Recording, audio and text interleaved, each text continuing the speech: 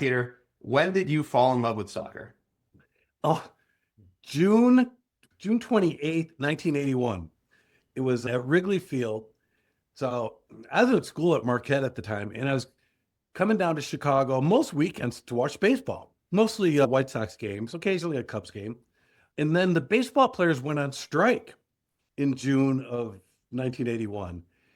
And I was looking for something to do that weekend. I was like, the Chicago Sting has a game against the New York Cosmos. That would be fun. Giorgio Canaglio was on the Cosmos then, and it was still a big team. Pelé had left, but it was still a big deal. Sting had Karl-Heinz Granitza, Paolo Morehetic, coached by Willie Roy. And I was like, yeah, let's do that. I'll go out, just buy a ticket at the door. It's soccer. Okay, there'll be plenty of tickets. It was sold out. I had to scalp a ticket for a soccer game in 1981. And it was the Cosmos. So I'm sure that's probably a big part of why it was sold out. But 81 was the year for soccer in Chicago up to that point. And I bought a scalper ticket, went to the game by myself, and I was amazed by the fans around me. They're all talking different languages. I'm like, oh, this is different. This is interesting. And I was like, soccer, yeah, it's a low scoring game, but whatever. It'll be a beautiful day. I'll sit in the sun, have a beer, and we'll be good.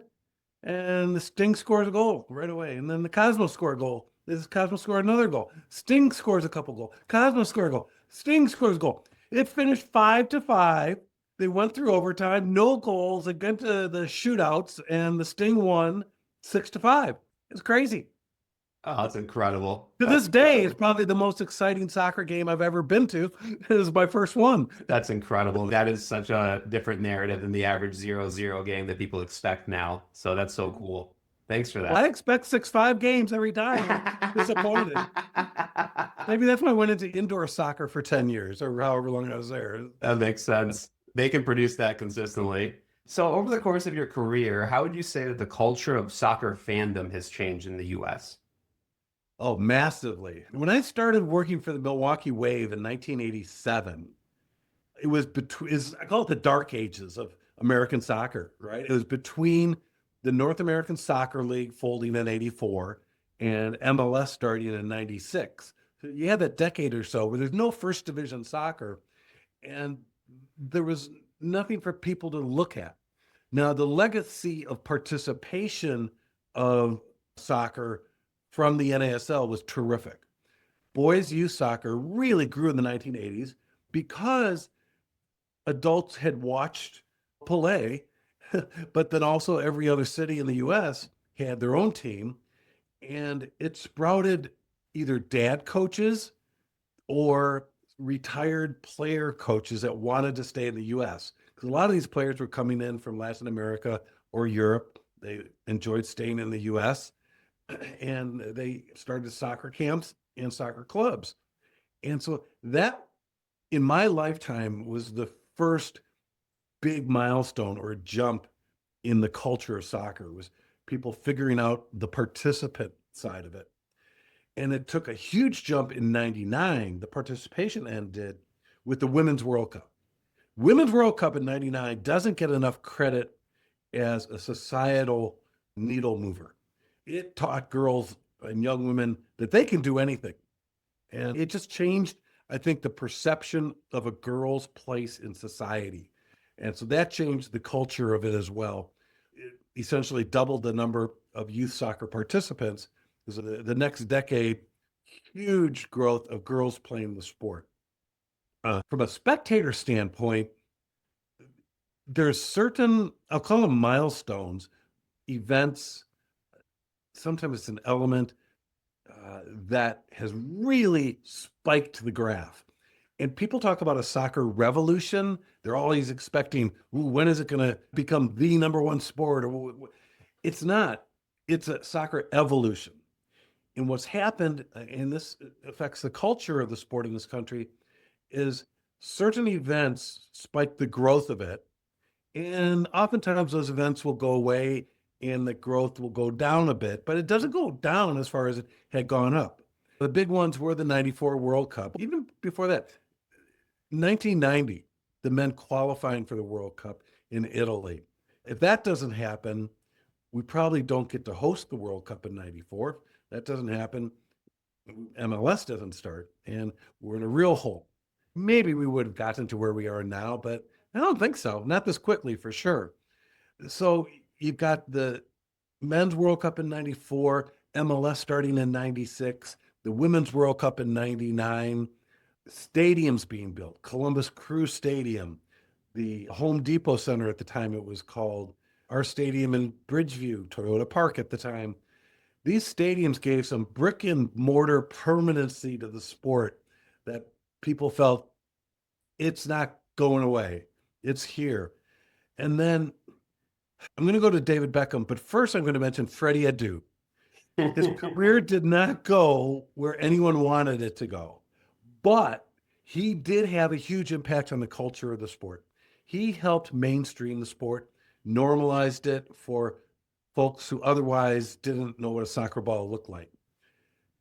Statistically, the impact was 9,000 tickets per away game. That was the average number of additional tickets that were sold to DC United games in Freddie's first year with the club. So he really shined a spotlight on the sport in this country. And then you get to David Beckham, similar in that it's another individual player, high profile, who impacted the spectator part of the sport. The difference is Freddie got you 9,000 tickets a game. Beckham sold out stadiums. He got suites sold out. He got stadiums built because people had confidence that this sport is here to stay because David frickin' Beckham is playing in this league. And he got MLS franchises sold, not just his own that ultimately ended up being Inter Miami, but I think Toronto and Montreal made the decisions. Maybe it's in Vancouver about that point. There may have been others. Maybe the San Jose, Houston move thing might have happened around that time. But the point is, he made a huge impact on getting roots for Major League Soccer and the attention on the sport and the league because of him. And then additionally, people don't, okay, two things. One, broadcast international soccer games in the United States. You used to maybe have to turn in some UHF station and fine tune it to the cousin Absolutely. soccer made in Germany, and or you'd have to go to the local theater and pay a pay-per-view to see a World Cup qualifier from Europe. And then you get Setanta, you get Fox Sports World, Fox Soccer Channel, and all of a sudden, any game in the world, and then ultimately online, ESPN3, you can watch any game in the world online or on television. And it also helped with the culture. To your question about the culture, it created soccer bars in America, at least in the Midwest and the East Coast because of the time difference. People like me started getting up at 6 in the morning, 7 in the morning, 8 in the morning, going to the bar and watching soccer, EPL mainly, but also the other European leagues and Latin American leagues. And that's where culture, supporter group culture, really came from. You have a communal event where a group of fans that are supporting the same freaking team in Liverpool, England, are at a bar in Baltimore, Maryland, watching their favorite team. And it makes them feel like, oh, it's okay to support soccer. And there's an age wave with that. Similarly, the FIFA video game, and it's combined a bit with the prior point about broadcast of soccer matches, international soccer matches, is that people learn the names of players with the FIFA video game. And they learn the name of managers and stadiums and rivalries. And with the internet, instead of having to buy publications once a week or once a month, you could just go online and learn the latest. So that's how it evolved. And it really crept into especially young people's sense of what sport is their sport. And it's continued to this day. That means another 25 years has gone on. And what's happened is the age wave has crept up. And whereas in 2002, maybe if you're under the age of 25, you were familiar with European teams and soccer culture and translating that by going to support your local team, MLS or lower division team. And that age group has gone up 1 year every year. So now it might be, I don't know, I'll say age 40. If you're age 40 or below in America, certainly in a major city or suburbs, you probably have a favorite soccer club. Unfortunately, it's probably not a domestic team. And I Yeah. think that's the next step for American soccer to normalize and mainstream is get more and more people to care emotionally about their local team. There's obviously certain markets. We go right to Seattle, Portland, maybe LA, Atlanta, but even Atlanta is not what it was in the early years. Charlotte's not what it was in the first year. And then you've got some good lower division markets, Albuquerque, my old team in Indianapolis, and smaller markets like Chattanooga, Madison, Wisconsin. There's some real success stories where clubs have created identities that are attractive to fans and they want to emotionally connect with them, even and support them, even though it's not as good a soccer as they can get for free by turning on their computer or the television. It's their club. Yeah. It's representing them and their community. And that should be the goal of every soccer club in the world. And it's where a lot of American clubs are falling short, unfortunately. Yeah, you are a proper historian and ambassador and storyteller. And I was just following right along with you because I lived through all of that. I was in that exact age range. And I have memories, the FIFA World Cup being on at 3 in the morning, and I'm a high school kid staying up, just waiting. And then where we have a shot against Germany, and my best friend's over, and he's my outside back on my high school team. And it's just, you're right. And I love where you see the game headed. I'm going to dive into that a lot with you. Let me ask you this. What's the best soccer stadium you've ever been to? So I went to a U.S. national team World Cup qualifier in Portland. I guess this would have been 97 for the 98 World Cup. It was before Portland Stadium was converted to soccer.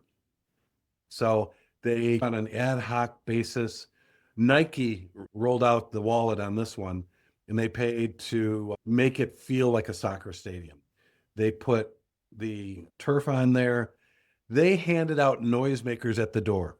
This was the first place I ever saw the bangers, inflatable bangers, Yeah. obnoxious as hell, not as bad as vuvuzelas, but still, but they were loud and it created an atmosphere. And you won't believe this, they passed out those air horns, Really? the aerosol, you press the Yeah. button and a loud honk goes out. They passed them out in every section around the stadium. Wow. And it was crazy. Tab Ramos scored the only goal of the game, and it put the U.S. through to the World Cup. And those fans in Portland were early adopters to the sport. So in 97, they were where many American soccer communities were maybe 5 or 10 years later. I think they were Yeah. kind of ahead of the game. They cheered good plays that weren't necessarily goals. They got frustrated by bad calls by the referee. And it was just the coolest atmosphere. It certainly was the coolest atmosphere for me at that time. And I'd been to the World Cup in 94 at Pasadena and in Chicago. I was at the opener, and that was incredible at a different level. The Portland Stadium, I think the intimacy of it played into it, the covered overhead. To this day, especially now with the renovations they've made, converting it to a true soccer stadium, it's even better. But that's a memory. And I've been to Azteca for a World Cup qualifier. And again, it was a game where the host team had to win to qualify, and they did. It was against Honduras, and I can't, again, recall exactly which year it was, but sold out Azteca. Yeah. And or won 3-0, and that was pretty special. I've been to Stamford Bridge for a match, and European games are cool, but I also love smaller stadiums. The one we have in Madison for my team, Ford Madison, is special. It's historic. I obviously lean to history and intimate environments. That one was built originally in the 1930s. They expanded over the years by the WPA, Worker Progress Administration, built that. And it's got a ton of character. It's in a great downtown Madison location. You can do the bars and restaurants beforehand, march to the game with the supporters. And the Madison supporters are really special. It's really about the people that are there. They create the atmosphere. Madison fans are good. The Brickyard Battalion in Indianapolis is also really special in the way they support their team. But what's nice is that's not the exception anymore. Most American teams have very good supporter groups. This last weekend was the Independent Supporters Council meeting up in the Twin Cities in Minnesota. And you've got representatives from, I don't know, 50 to 70 teams Wow. there representing supporters and having an annual convention. So it's much more organized, professionalized, yet has that independent spirit that's needed to create the atmosphere. Soldier Field in those early years was special. And back then, there weren't many teams in MLS getting the supporters part of it. I think I learned it from DC United. I learned a lot from DC United. I don't know if you know this, but I stole their assistant coach who won the doubles for us in the first year. But Kevin Payne and Bruce Arena did a marvelous job at DC creating culture, going back to the word you used earlier. And when I was going around MLS in 97, trying to learn best practices of what to do when we started the next year as an expansion team, I got to say, from 9 of the 10 original teams, for the most part, I learned what not to do. LA wasn't bad, did some things very well. But from DC United, they had it going. I stole a lot of what we did in Chicago from DC United. And a big part of it was how to get the supporters culture going, which frankly, it's about letting them be independent, letting it grow organically, giving them space to succeed or fail, giving them access to places they want access to, give them information, make them feel and make them truly on the inside of the organization, but let them maintain their independence. The larger cities with larger immigrant population have an advantage because those folks that bring their knowledge and their experience of supporter culture in their home countries here. One of the reasons DC United did so well with that is they had a big immigrant population, Bolivian and Salvadoran, and then Kevin and Bruce were smart enough to get Raul Diaz Arce and Marco Echeverri and Jaime Absolutely. those countries, and El Norte and Barra Brava created the atmosphere that allowed Screaming Eagles, who had the critical mass, to overwhelm the stadium. Similarly, in Chicago, we had the Polish Ultras. Yeah. And they didn't have the numbers that the Barn Burners had. They had good numbers, but not what the Barn Burners had. But they had the knowledge, the experience to create the atmosphere. And by the end of that first year, I'd actually merged the two together. They had been standing in different corners of the stadium. One segregated and chanting in Polish, the other segregated and doing some kind of lame English language chants. But then they came together and it was the best of all worlds. Oh, it's incredible. What a story and what tremendously valuable insight. I hope owners across the country are listening to this because that can really help elevate every club to tap into that knowledge that you have. So I appreciate you being so open with it. So you have a very wide-ranging background. We're not talking only soccer. And I'm looking at your baseball, ice hockey, indoor soccer, outdoor soccer. And from your purview, what is the best game day entertainment perspective you've ever seen and why? Gosh, So I grew up a big Bill Veeck fan. Bill Veeck was the owner of the White Sox, not once, twice. And he owned the Cleveland Indians, led them to their only World Series championship in the 20th century, I believe. And then he owned the St. Louis Browns. He's in the Baseball Hall of Fame, largely because of his ability to create entertainment at games, a game day experience. And so I feel like I learned from him because I was a White Sox fan growing up, and he owned the team for the second time. And I got to experience it firsthand. Got to know him a little bit. We became pen pals more because I was obnoxious writing him, but he wrote me.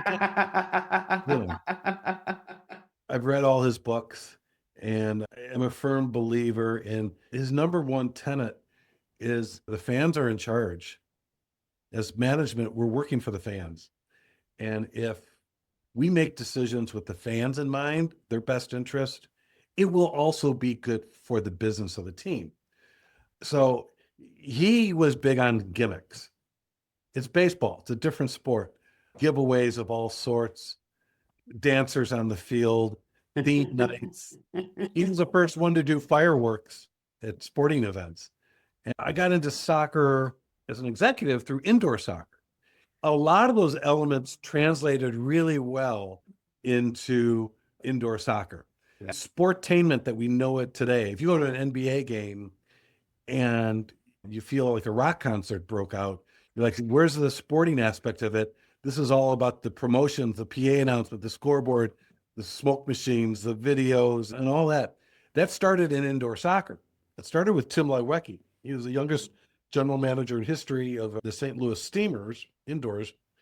And then he went to Kansas City, and he took a lot of those promotional elements to the Kansas City team, the Comets.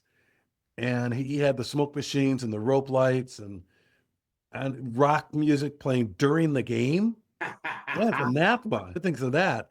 And then soon after, so that would have been the mid 80s. And then it was taken from indoor soccer by both the NBA and World Wrestling Federation, and other wrestling groups took it as well. And so indoor soccer is something that, as a fan, I really enjoy a lot of that. Maybe I'm getting a little bit old, but I feel the NBA level is over the top, and I don't enjoy NBA games in person because of that. I'll watch it on TV. You're able to watch the sport and not be distracted so much by all the promotional elements that are going on. But it certainly was ahead of its time. And I think a lot of younger people now gravitate to that. The other thing young people gravitate to is the opposite of that. It's what outdoor soccer offers, and that's participation in the game day experience. So early years of the Fire, we had common ownership with the Colorado Rapids, Phil Anschutz. And the Rapids played in this massive stadium, Mile High Stadium, and their attendance was not so massive. They had a supporters group that really didn't create much of an atmosphere. Their general manager, Dan Counts, went to his indoor days. He used to run the Baltimore Blast, and he played rock music during the game while the Rapids games were going on. And serious soccer fans thought that was awful. But it did add an element. It filled the emptiness, filled the void. Yeah. So and Phil Anschutz thought that was great, because the first year before Dan got there, they had nothing. It was just, you could hear the beer vendors on the other side of the stadium. So when we started the Chicago Fire, the first game, Phil Anschutz said, you're going to be playing the music. We did that in Colorado, and it really enhanced our game experience. And I'm a little nervous at this point of Mr. Anschutz. And so I was like, sure, yeah, we're going to do that. And I knew in my heart that's not something we wanted to do, especially in Chicago, where we have experienced, knowledgeable soccer fans that know the game is supposed to carry itself. And Mr. Anschutz was in a suite at Soldier Field. So we rigged it up that we put in rock jock tape music to be played in his suite, but nowhere else in the stadium. Incredible. What a story. And we were averaging 20,000 fans a game, and we had the supporter groups. They were making great atmosphere. You never caught on. Peter, that's genius. Oh, that's a good story. Thank you so much. That's amazing. Peter, what is your favorite memory of the US Open Cup? Gosh, that is a hard one. There are so many, and I'm fortunate that I have 4 championship rings because some really good coaches and some great players. And we always took the tournament seriously. And those obviously are special memories. But we were a Major League Soccer team and we were expected to compete. In the last decade or so, I've been the underdog, right? With lower division teams and competing as a lower division pro team. And then now with Chicago House as a semi pro team. And we have, I think all lower division teams take that tournament very seriously because without promotion relegation in this country, it's the only way for you to judge yourself against higher level competition. And those are my best memories as those games in the recent years where we could compete against higher level competition. Yeah, I guess the 3 I would say would be one would be a loss. I'll put them in reverse order. One would be the loss to the Chicago Fire. Little Chicago House, we advanced in the 2023 Open Cup to the point that we played a Major League Soccer team. Along with Tulsa, we advanced further than any other semi-pro team, and we held our own. I think in the 27th minute before the Fire finally scored, they ended up winning 3-0. They were playing their first team. They didn't want to lose to us. And that was a great memory to be able to compete against my former team. And then the second one would be another one of my former teams against Forward Madison, also 2023. Prior to the Fire game, we played at Forward Madison. We were down, I believe it was 2-0 right before the half. I think we scored one back right before halftime to make it 2-1. And they had already made a number of subs. I think they were decided, oh, we're up 2-0. We can rest some players. And we fought our tails off, tied it towards the end of regulation, and won it in extra time. And that was thrilling because of the drama involved and a little bit. It's my old team. I love Forward Madison, but if you're playing my team, my current team, that's who I need to support. And then my top memory was in Brockton, Massachusetts, the 4th and final round of qualifying in 2022 for 2023 Open Cup on the road against FC Brockton, a very good team with a lot of Portuguese players. And we couldn't score. They couldn't score.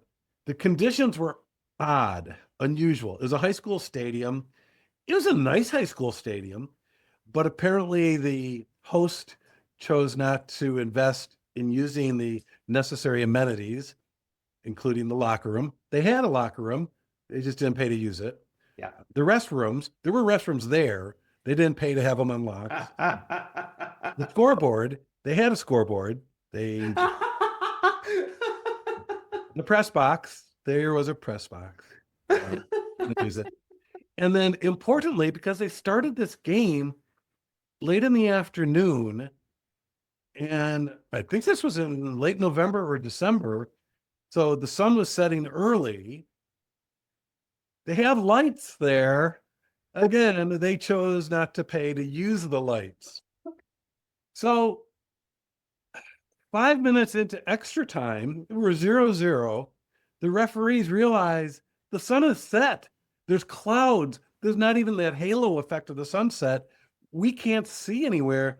We're cutting the extra time down early. So instead of 30 minutes, I think it was 20 minutes. And they went to penalty kicks. And it was pitch black. One person drove their car around behind the goal. That's something. It went 9 rounds. I'm sure I broke the school administration rule policies by bringing in 4 cases of champagne just in case we won. Yeah. And we did. Tony Halterman made a great save. We won in penalty kicks. The players celebrated. We had more fans there that traveled to the match than the home team did. And it was a great celebration. and a great memory, and number one in my book. That's beautiful. I love that they met all of the standards and simply didn't turn anything on. Very creative. So here's a big one, Peter, and I can't wait to hear what you answer with. But if you could change one thing about current US soccer culture or structure in the US, what would that be? That's easy. An open system. I think it would really juice up the sport in this country at every level. And with open system, everyone thinks in terms of promotion and relegation, and that's absolutely a huge part of it and necessary. But the other important aspect, in addition to training compensation, solidarity payments, is no territorial exclusivity. I think having multiple teams in the same league, in the same market, forces clubs to create their own identity. It creates fans to choose team A or team B in that community. I think it would really create the passion, the excitement for the sport, and get domestic soccer much more popular than it is now. It would make every game meaningful for promotion and relegation purposes. And it would allow the sport in this country to be played in a structure that's recognizable in the rest of the world. So if that's my one wish, that's the one I'm taking. That's beautiful. I feel exactly the same way. I know from all of my life experiences and all of I was born in Ukraine, so I had a lot of conversations in Europe about US soccer, and routinely they do not understand the way we are structured. They have a very hard time coming to grips with what Division One, Division Two, Division Three, so on and so forth actually mean, because it's so deeply ingrained in them that success gets you an actual business win. And Meritocracy. You would think meritocracy is something Americans would embrace. And the truth is, an open system benefits just about everybody in the sport, except maybe the 30 people that own Major League Soccer teams, and maybe 2 or 3 dozen that own USL pro teams. But I would make the argument it doesn't even benefit them. I think the value of their clubs increases with the risk that they can be relegated. I hold the exact same opinion. So thank you for sharing that.